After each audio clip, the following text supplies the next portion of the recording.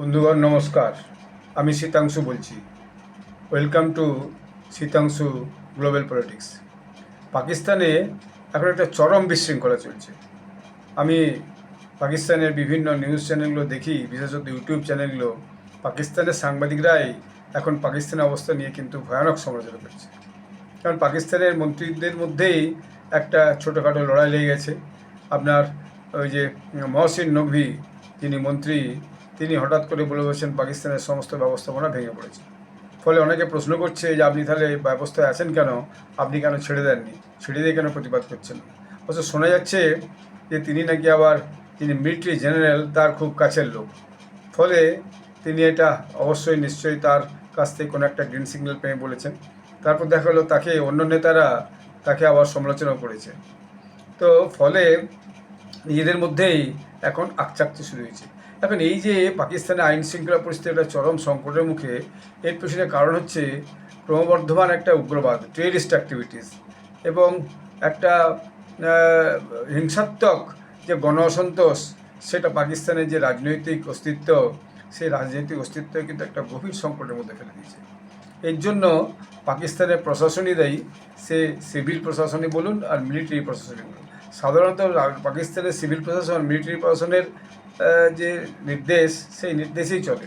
আমরা দেখেছি ইমরান খানকে সরিয়ে দিয়ে কীভাবে মিলিটারি ওই শাহবাজ শরীফকে নিয়ে এসছে, বুঝতে পেরেছেন। এবং তাকে কে একটা আইনের মধ্যে নিয়ে এসে তাকে জেল খাটাচ্ছে, বেশ কিছুদিন হয়ে গেল। তো ফলে পাকিস্তানে যে গণতান্ত্রিক যে ব্যবস্থা, মূল্যবোধ, সেটা কিন্তু আসলে বাস্তবতা বলে কিছু নেই। এখন এই অবস্থায় দেখা যাচ্ছে যে বিশ্বের যে বিভিন্ন সংগঠন পাকিস্তানকে তো যে আইন শৃঙ্খলা নিরাপত্তার যে প্রশ্ন, সেই প্রশ্নে মোট যে 142টা দেশ আছে, তার মধ্যে 140তম অবস্থা রেখেছে। অর্থাৎ দেশটি বিশ্বের নজরে অত্যন্ত খারাপ অবস্থায় আছে। এইটা ওয়ার্ল্ড জাস্টিস প্রজেক্ট, তাদের যে মূল্যায়ন, সেই মূল্যায়নে এবং এর যেটা বিজনেস স্ট্যান্ডার্ডে এই তথ্যটাকে তারা প্রকাশ করেছে। ফলে বুঝুন 142টা দেশের মধ্যে পাকিস্তানের অস্তিত্ব কী অবস্থায় হলে তবে 140তম মধ্যে হাজির হয়। অর্থাৎ অত্যন্ত খারাপ পারফরম্যান্স পাকিস্তানের, অত্যন্ত খারাপ, মানে কর্তব্যের বাইরে, বলার বাইরে। যাই হোক, তার পিছনে কারণটা হচ্ছে প্রাতিষ্ঠানিক দুর্বলতা আছে ভয়ানকভাবে, দুর্নীতি ভীষণ চারিদিকে, বিচার প্রক্রিয়ার ভয়ানক দীর্ঘসূত্রতা, এবং বিচারেও যে জাস্টিস যেটা বলে, সেই জাস্টিস মানুষ পাচ্ছে না। অপরাধ ভয়ানকভাবে বৃদ্ধি পেয়েছে এবং টেররিস্ট অ্যাক্টিভিটি ভীষণভাবে বৃদ্ধি পেয়েছে। যে আইন শৃঙ্খলা রক্ষা করে যে বাহিনী, পুলিশ, রেঞ্জার্স, মিলিটারি আর বিচার বিভাগ, তার উপর জনগণের আস্থা ভীষণভাবে কমে গেছে। ফলে তার প্রভাবটা শহরের মধ্যে, গ্রামের মধ্যে বিভিন্ন জায়গায় পড়ছে, বিশেষ করে বিশ্ব শহরগুলোতে বিভিন্ন জায়গায় পড়ছে।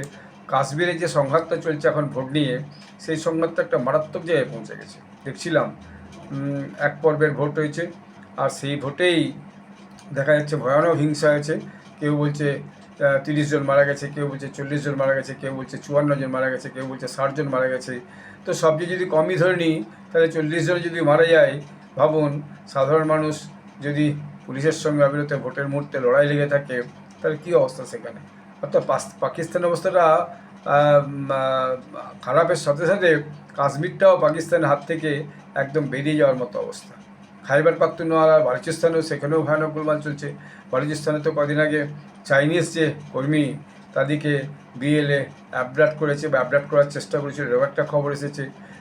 দুদিন আগেই খাইবার পাখতুনওয়াতে একটা যে সুইসাইড বোম্বার বাস্ট করে 8 জন নাকি পুলিশ কর্মী মারা গেছে, এবং সাধারণ মানুষও, এবং যে টেররিস্ট কেপিকে অঞ্চলে, সেও মারা গেছে। এই তাদেরও 12 জন নাকি মারা গেছে, মোট নাকি 20 জন মানুষ সেখানেও মারা গেছে। তার মানে অবস্থাটা ভাবুন।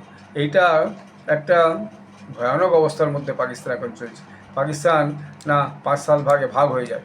এবং এইসব যে বিক্ষোভ বিভিন্ন জায়গায় হচ্ছে, সেই বিক্ষোভকে পাকিস্তানের সেনাবাহিনী খুব কঠোরভাবে বলপ্রয়োগ করে তাকে কিন্তু দমন করছে।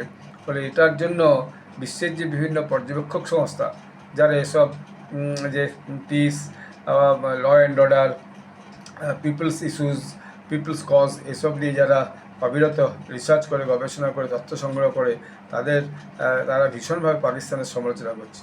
এবং এই যে এটা যে শুধুমাত্র খাইবার পাখতুনওয়ালা আর বালুচিস্তান আর কাশ্মীরই হচ্ছে তা নয়, দেখা যাচ্ছে যে বিভিন্ন যে বড় বড় শহরগুলো আছে সেখানেতেও এখন বিক্ষোভ শুরু হয়েছে এবং সেখানেতেও জনগণ একজোট হয়ে রাস্তায় নেমে পড়েছে, সমাবেশ করছে। ইসলামাবাদে হয়েছে, লাহোরে হয়েছে, করাচিতে হয়েছে। ফলে দেখা যাচ্ছে সেখানকার যে দাঙ্গা পুলিশ, সে দাঙ্গা পুলিশের সাথে এই যে স্থানীয় মানুষ, তাদের মধ্যে একটা সংঘর্ষ শুরু হচ্ছে, তাদের মধ্যে ধরপাকড় চলছে। এইটা হচ্ছে একটা মারাত্মক অবস্থা। এবং এই যে অর্থনৈতিক চাপ, এত আর্থিকভাবে দুর্বল হয়ে গেছে পাকিস্তান যে বলার নয়। চারিদিকে ধার আর ধার, কর্জ আর কর্জ, আর কর্জ নিয়ে এসে জনগণের জন্য কিছু না করে সবটাই নিজেদের পকেট ভরায় ওই রাজনৈতিক নেতারা এবং মিলিটারি। ফলে যে সাধারণ মানুষের যে আর্থিক উন্নতি, সাধারণ মানুষের যে অবস্থার উন্নতি, সেটা কিছুই হচ্ছে না। বালুচিস্তান আর খাইবার পাখতুনখোয়া তো প্রায়শই পরিকল্পিতভাবে হত্যাকাণ্ড হচ্ছে, হামলা হচ্ছে, বর্ডারে রুরাল লাইন বর্ডারে হামলা হচ্ছে, সাম্প্রদায়িক হামলা হচ্ছে। অর্থাৎ এক এক এক এক এক গ্রুপের মানুষ আরেক গ্রুপের উপর হামলা করছে এবং উগ্রবাদী গোষ্ঠীর যে তৎপরতা, সেটা ভীষণভাবে দেখা যাচ্ছে। এই কালনা পরশু একটা ভিডিও এসেছে, সেখানে দেখা যাচ্ছে যে কোনো একটা উগ্রপন্থী গোষ্ঠী তারা মিটিং করছে, তার ভিডিও এসেছে, মিটিংয়ে তারা তাদের যে সদস্য তাদেরকে বোঝাচ্ছে আমাদের কোথায় কোথায় কী করতে হবে। এবং তারা বলছে ভারত থেকে নাকি বিভিন্ন লোকজন পাঠিয়ে 30 জন তাদের যে যে গোষ্ঠীর সদস্য, তাদেরকে নাকি পাকিস্তানে অতর্কিত আক্রমণে খুন মার্ডার করা হয়েছে। আর পাকিস্তান সরকার তো অবিরত ভারতকে দোষ দেয় যে ভারতই এই সমস্ত সংগঠিত হচ্ছে। ভারত কী জন্য সংগঠিত করতে হবে সেটা আমি বুঝি না। দুই হচ্ছে যেটা নিয়ে আলোচনা চলছে, পাকিস্তান যে কাশ্মীরের উপর যে অত্যাচারটা করছে, সেটাকে নিয়ে আগামী দিন কী অবস্থা হবে। পাকিস্তান একটা সময় ভাবতো যে পুরো কাশ্মীরটা ভারতের, কাশ্মীরটাও তারা দখল করে নেবে, ভারতের কাশ্মীর তাদের ওখানে চলে যাবে। একটা সময় তারা কোনো সময় রেফারেন্ডামেও দাবি করেছিল যে 2 কাশ্মীর মিলিয়ে একটা রেফারেন্ডাম করা হোক, যাতে তারা কোন দিকে থাকতে যায়, ভারতের দিকে না পাকিস্তানের দিকে, সেরকম কিছু হবে। তারপর তাদের দাবি ছিল খালি ভারত যে কাশ্মীর যে ভারতের সঙ্গে আছে সেখানে রেফারেন্ডাম করা। ভাই যা অবস্থা পাকিস্তানের, সেখানে কোন লোক সেখানে যেতে চাইবে? এখন আর ভারতের কাশ্মীরের যে মানুষজন যে অবস্থায় আছে, 370-35-এ হটিয়ে যাওয়ার পর সেখানে যে উন্নতি হয়েছে, সেভাবে মানুষের কাছে যেভাবে সুযোগ সুবিধা পৌঁছে গেছে, যেভাবে আর্থিক রোজগারের যে ব্যবস্থা সেখানে পৌঁছে গেছে, সেটা মানে ভাবার বাইরে। তো সেরকম একটা অবস্থার মধ্যে যেখানে এই উন্নয়নটা হয়েছে, সেখানকার মানুষ ওইরকম একটা দাঙ্গাদীর্ণ এবং ওরকম একটা যে দুর্বল রাষ্ট্র এবং ওরকম একটা আর্থিকভাবে পিছিয়ে পড়া রাষ্ট্রের সঙ্গে কেন যাবে, কেন সেখানে যে মিশতে যাবে? এই প্রশ্নটা তো সবাই করছে। যেখানে রাজনৈতিক স্থিরতা নাই, যেখানে আইন শৃঙ্খলার কোনো ঠিক ঠিকানা, যেখানে মানুষের কাছে খাদ্যের ব্যবস্থা নাই, 1 কেজি আটার জন্য মানুষকে দিনের পর দিন লাইন দিয়ে রাখা যাচ্ছে। কাশ্মীরে তো কোনো মালপত্রই এখন পাকিস্তান সরকার পাঠাচ্ছে না এবং সবটাই মিলিটারি ভাবছে যে আমরা গায়ের জোরে, বন্দুকের জোরেই সবাইকে ঠান্ডা করে রেখে দেবো।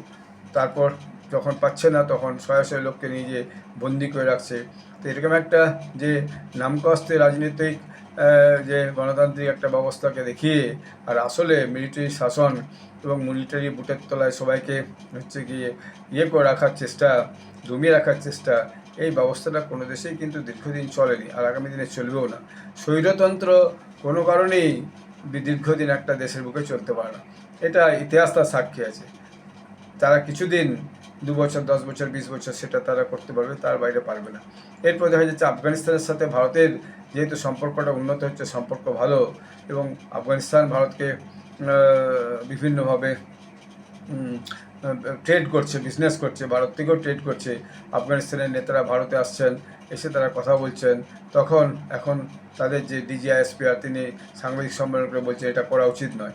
ভারতের মতো যারা নন বিলিভার, সেরকম কোনো দেশের সঙ্গে সম্পর্ক রাখা ঠিক নয়। তাহলে তোমরা নন বিলিভার আমেরিকার সঙ্গে কী জন্য সম্পর্ক রাখছো? আমেরিকার সঙ্গে সম্পর্ক তোমাদের কোনো প্রয়োজন নেই। অন্য দেশের সঙ্গে, চীনের সঙ্গে কী করে সম্পর্ক রাখছে? চীনে তো নন বিলিভারই, অর্থাৎ তাদের সঙ্গে তাদের যে রাজনৈতিক ধার্মিক দর্শন, সেই দর্শনের সঙ্গে মিল না হলে তারা হচ্ছে নন বিলিভার, তাদের সঙ্গে কোনো সম্পর্ক আছে, নিজেরা সম্পর্ক রাখবে। আফগানিস্তানকে জ্ঞান দিচ্ছে যে আফগানিস্তানে ভারতের সঙ্গে সম্পর্ক রাখা নয়। ভারতের সাথে আফগানিস্তানের বন্ধুত্বের সম্পর্ক দীর্ঘদিনের। ভারত আফগানিস্তানের যে পার্লামেন্ট বিল্ডিং সেটা তৈরি করে দিয়েছে। আফগানিস্তানে ভারত অনেক রাস্তাঘাট, আরও বিভিন্ন যে ডেভেলপমেন্ট প্রজেক্ট, সেগুলো সেখানে চালাচ্ছে। দুই দেশের মধ্যে একটা আর্থিক এবং বাণিজ্যিক কাজকর্ম শুরু হয়েছে। এটা একটা উন্নয়নের স্বার্থে শুরু হয়েছে। আফগানিস্তানের আভ্যন্তরীণ সমস্যাকে কীভাবে মেটানো যায়, ভারত সাধ্যমতো সেটাকে সাহায্য করছে। সেখানে যাতে একটা উদার মুক্ত সমাজ ধীরে ধীরে তৈরি হয়, তার জন্য চেষ্টা চালাচ্ছে। তো ফলে এগুলো পাকিস্তানের সহ্য হচ্ছে না। একটা সময় পাকিস্তান ভেবেছিল আফগানিস্তানকে তারা নিজেদেরই একটা রাষ্ট্র করে, যেমন আমেরিকা ডোনাল্ড ট্রাম্প চেয়েছিল গ্রিনল্যান্ডকে সে দখল করে নেবে, তারপরে কানাডাকে আমাদের একটা প্রভিন্স হয়ে যাক। তো এরকমভাবে কখনো হয় না।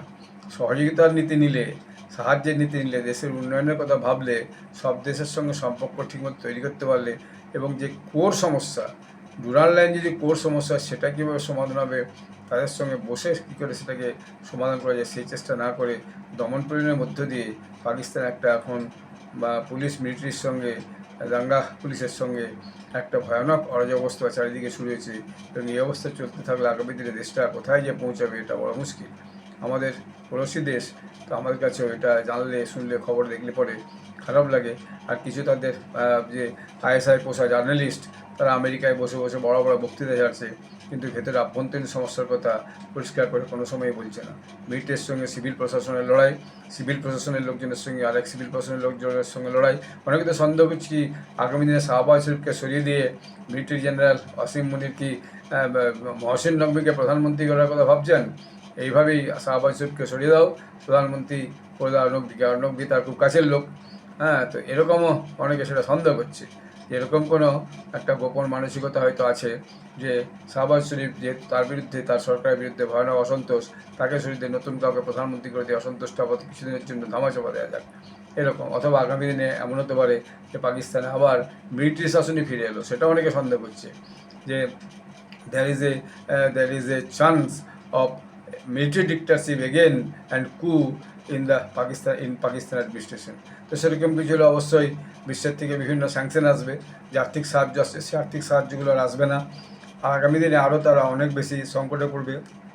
আমেরিকা এই পাকিস্তানকে মদত করতে যে মাথায় তুলে এমন একটা জায়গায় পৌঁছে দিয়েছে যে এখন না পাচ্ছে নামাতে আর না পাচ্ছে ছাড়তে, এরকম একটা পরিস্থিতির মধ্যে পৌঁছে গেছে। যাক, let to wait and see আগামী দিনে কীভাবে পরিস্থিতিগুলো বদলায় আর কী হয় সেটা দেখার জন্য আমরা অপেক্ষা করব। তো পাকিস্তানের সুস্থিতি ফিরে আসুক, এটা আমাদের কাছেও কাম্য। কারণ তা নাহলে ওই যে দেখছেন মরক্কো থেকে শয়ে শয়ে যে অভিবাসী ইলিগাল ইমিগ্রেন্টস স্পেনে যে ঢুকছে সেওটা থেকে, সেরকম এখান থেকেও শয়ে শয়ে অভিবাসী বিভিন্ন দেশে যে ঢুকবে, চীনে যে ঢুকবে, আফগানিস্তানে যে ঢুকবে, ইরানে যে ঢুকবে, কিছু তো ভারতেও হয়তো আসতে পারে। সেক্ষেত্রে একটা এই দেশ অঞ্চলেই একটা আঞ্চলিক সমস্যা, পাকিস্তানের সেই যে মাইগ্রেন্ট পিপল, তাদের নিয়ে সমস্যা তৈরি হবে। পাকিস্তান যেভাবে কেপিকে থেকে আফগান রিফিউজিদিকে জোর করে বের করেছে, সেটা একটা সমস্যার বড় কারণ। আজকে মায়ানমার থেকে যেভাবে রোহিঙ্গারা আজও বাধ্য হচ্ছে ওই নদী পেরিয়ে, জল পেরিয়ে বাংলাদেশে ঢুকতে, সেটা একটা মস্ত বড় কারণ। এটা একটা পৃথিবীব্যাপী একটা সংকট চলছে, যে নিজেদের দেশটাকে সুখে শান্তিতে উন্নতির মধ্যে এগিয়ে নিয়ে যাওয়ার তুলনায় নিজেরাই সব বিভিন্ন দেশ গৃহযুদ্ধের মধ্যে পৌঁছে গেছে, ঢুকে গেছে, এবং গৃহযুদ্ধ থামছেই না। ফলে সেখান থেকে জনগণকে এক দেশ ছেড়ে আরেক দেশে পালিয়ে যেতে হচ্ছে। এবং এইটা এই যে গৃহযুদ্ধ দীর্ণ বিভিন্ন দেশ, আফ্রিকাতে, এই পূর্ব পশ্চিম এশিয়াতে, এটা কিন্তু চলছে। ফলে আগামী দিনে এই পরিস্থিতিকে সামাল দিতে না পারলে যে নিজের দেশেই প্রত্যেকটা মানুষের যাবতীয় প্রয়োজনীয় সুযোগ সুবিধা এবং নিজের দেশে বাকস্বাধীনতা, মৌলিক অধিকার, সুষ্ঠু বিচার ব্যবস্থা,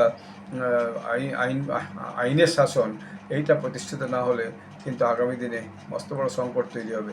দুটো বৃহৎ যুদ্ধ চলছে, যে কোনো সময় সমস্ত দেশ কিন্তু আরেকটা যুদ্ধের সঙ্গে যদি লিপ্ত হয়ে যায়, তখন দেখা যাবে যে এই সারা পৃথিবী একটা মহাযুদ্ধের দিকে আগামী দিনে এগিয়ে যেতে পারে। তো আমাদেরকে অপেক্ষা করতে হবে পাকিস্তানের নেতা এবং মিলিটারির মধ্যে শুভবুদ্ধির উদয় হোক, জনগণের জন্য তারা কিছু করুক, জনগণের দুঃখ দুর্দশা দূর করার জন্য বিভিন্ন ব্যবস্থাপনা তৈরি করুক, টাকা যে সমস্ত ঋণ নিচ্ছে বা দান আসছে সেইগুলো জনগণের স্বার্থে খরচ করুক, মেজর বেসিক কিছু রিফর্মস করুক, যাতে করে জনগণের কাছে সমস্ত সুযোগ সুবিধাগুলো পৌঁছে যায়। শুধুমাত্র ভারতকে দোষারোপ করে, আফগানিস্তানের সঙ্গে হিংসা করে, আর অন্য দেশের সঙ্গে দিনের পর দিন কোটালিয়ে ঘুরে টাকা ধার নিয়ে এসে টাকার লোভার করে নিজেদের আসল সমস্যা কখনোই মিটবে না। যে মানুষটা বদলাতে চায়, তাকে নিজের থেকে প্রথমে বদলাতে হবে। যে দেশটা বদলাতে চায় সে দেশটা তাকে নিজের থেকে বদলাতে হবে। সেখানকার নেতা মন্ত্রী বিচার ব্যবস্থা, প্রশাসনের ব্যবস্থা দেশের কথা ভেবেই কাজ যদি করে, তাহলে পর অবশ্যই আজ না হোক ধীরে ধীরে সমস্যার সমাধান হবে। মানুষও বুঝতে পারবে, জনগণও বুঝতে পারবে যে না, সরকার আমাদের যে সমস্যাগুলো, সেই সমস্যার সমাধানের জন্য কাজ করছে। কিন্তু সেরকম একটা পরিবেশ পাকিস্তানে তৈরি হচ্ছে না। ফলে দেখা যাচ্ছে 80 বছর পরেও পাকিস্তানে এখন একটা ভয়ানক অশান্তির বাতাবরণ, ভয়ানক একটা আইন শৃঙ্খলা ভীষণভাবে ডিটোরিয়েট হচ্ছে এবং ক্রমশ আরও গভীর সংকটে পাকিস্তান নিমজ্জিত হয়েছে। এটা শুধু এই অঞ্চলের জন্য নয়, এটা সারা বিশ্বের কাছে একটা চিন্তার কারণ। পাকিস্তান একটা পরমাণু সমৃদ্ধ দেশ, ফলে এটা বিশ্ব জনমত এবং বিশ্বের যে বিভিন্ন সংগঠন, ইউএস যারা সাহায্য করে, ইউএন, ইউরোপিয়ান ইউনিয়ন, ইউ, তাদের এইটাকে নিয়ে গভীরভাবে ভেবে একটা পাকিস্তানের জেনুইন সংকট সমাধানের জন্য উদ্যোগ নিয়ে, পরামর্শ দিয়ে এবং সেটাকে কার্যান্বয়ন করে একটা রিভাইজড সিস্টেম তৈরি করা, ডেভেলপ করা আগামী দিনের জন্য খুব জরুরি। আপনারা সবাই ভালো থাকবেন। ধন্যবাদ। জয় হিন্দ। বন্দে মাতরম।